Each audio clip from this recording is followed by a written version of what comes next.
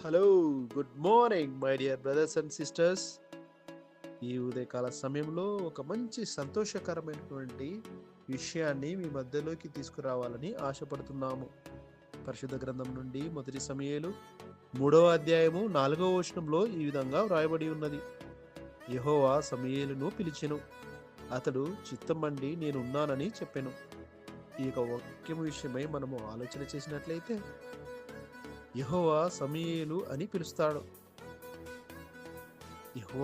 యెహోవా పిలుపుకు సమూయేలు గారు రెస్పాండ్ అవుతారు.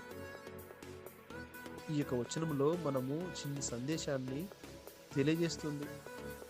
దేవుడు పిలుస్తున్నాడు అనేటువంటి ఒక సందేశము, ఆ పిలుపుకు స్పందించాలి అనేటువంటి సందేశము మనకు అర్థమవుతుంది.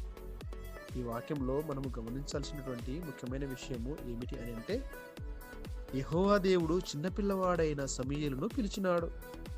సమూయేలు దేవుని స్వరము తెలియకపోయినప్పటికీ అతడు వినడానికి సిద్ధపడ్డాడు. మన జీవితాల్లోనూ దేవుడు మనల్ని తప్పకుండా పిలుస్తాడు.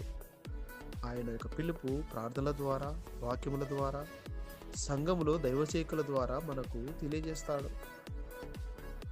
అలా మనకు తెలియజేసినప్పుడు, దేవుని పిలుపును విన్నప్పుడు మన హృదయము వినడానికి సిద్ధంగా ఉండాలి. మన వయస్సు యవ్వనస్తులమైన చిన్నపిల్లలమైన ఆ యొక్క పిలుపును, దేవుని పిలుపుకు స్పందించాలి. ముఖ్యంగా దేవుడు మనలను కూడా పిలుస్తాడు. మనము దేవుని స్వరాన్ని ఖచ్చితంగా తెలుసుకోవాలి. పిలుపు వచ్చినప్పుడు సమూయేలు ఇక్కడ నేనున్నాను అని ఏ విధంగా చెప్పాడో, మనము కూడా తప్పకుండా దేవుని వాక్యము వింటున్న మనము, సంఘాలకు వెళ్తున్న మనము, బైబిల్ చదువుతున్నటువంటి మనము, ఆయన యొక్క మాట మనకు చేరినప్పుడు తప్పకుండా మనము స్పందించాలి. ప్రతి హృదయము సమూయేలులా వినాలి, సమూయేలులా స్పందించాలి.